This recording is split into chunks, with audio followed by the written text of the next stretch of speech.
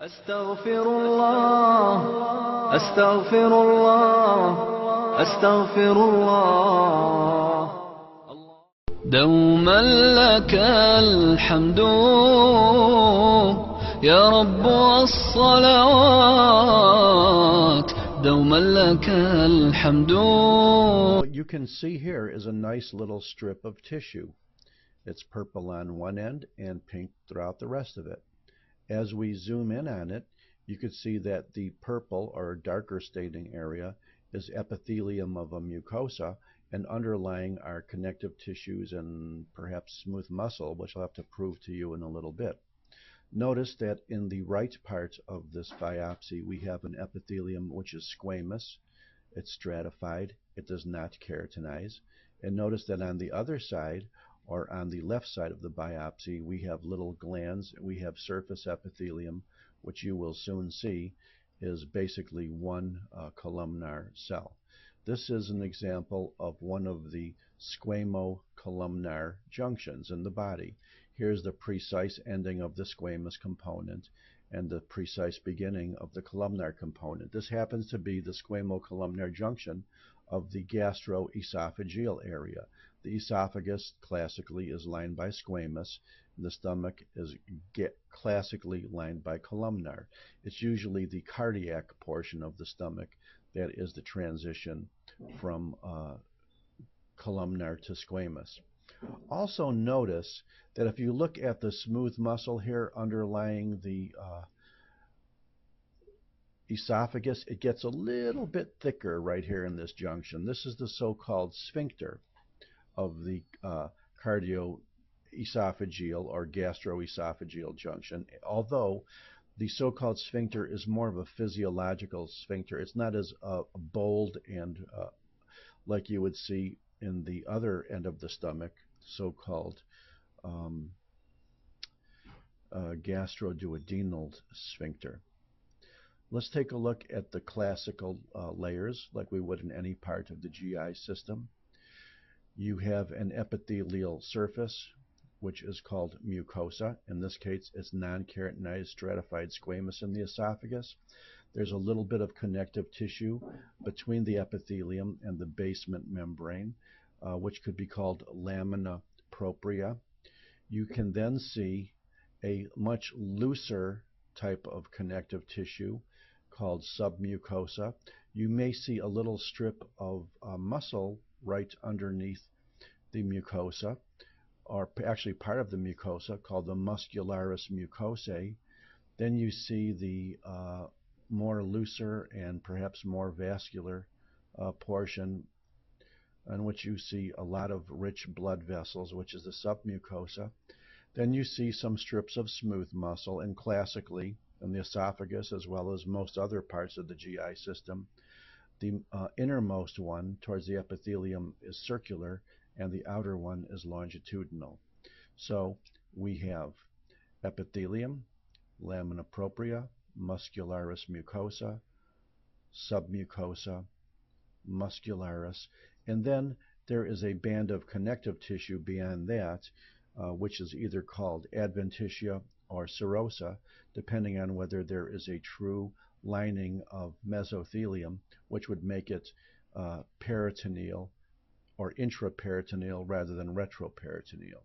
However, in the esophagus, you don't have to worry about that differentiation because there is no peritoneum in most of the esophagus. Notice also in various places you can see nerve, veins, arteries, more nerve, loose connective tissue with fibroblasts and collagen.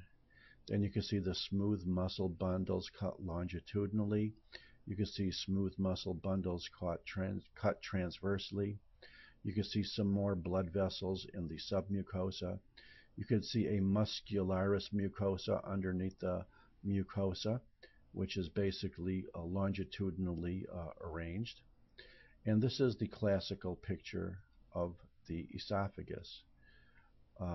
What is also pretty classical about esophagus is that the squamous mucosa will eventually end, and it will have a fairly abrupt transition then between the squamous mucosa of the esophagus and the columnar mucosa of the stomach.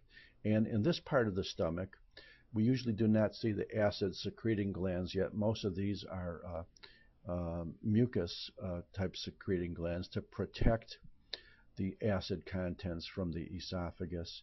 And you could see basically columnar cells, and you could see gastric pits going underneath the surface epithelium.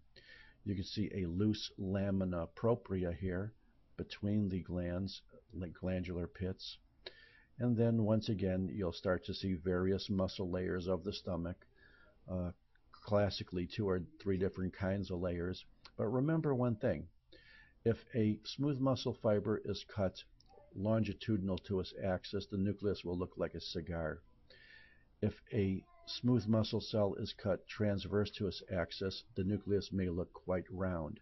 So we can see that these are probably more longitudinal fibers, these are probably more circular, and these are probably more longitudinal again, although the stomach can have a lot of variation.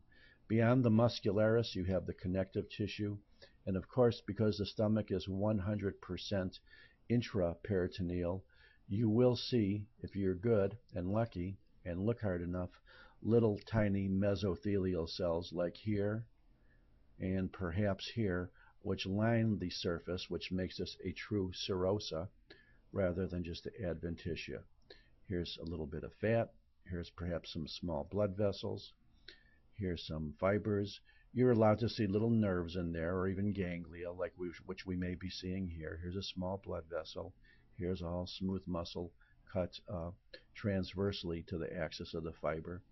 Here are some smooth muscle fibers cut longitudinally. Here is a very huge blood vessel, probably a vein because it's thin-walled, of the submucosa. And then here are the mucosal glands. And here's the lamina propria between these glands, the pits, and here's some surface epithelium. When you get deeper into the stomach and you see these little cells that look like fried eggs with bright red cytoplasm in the central nucleus, these are the actual parietal cells, or acid-secreting cells of the stomach. But we're basically near the squamo-columnar junction of the cardiac portion of the stomach, so you shouldn't have too many of those acid-secreting cells here. Thank you very much. I hope we've covered it nicely. We'll be seeing a couple more areas of the stomach later on as well. هاتنا واللي كفا ولنعاود من قريب ولنعد للنور صفا عهد ماضينا الأريب يعسى الرحمن يهدي كل صبار منيب ويعيد الحب يندي بالهدى قلب الحبيب يعسى الرحمن يهدي كل صبار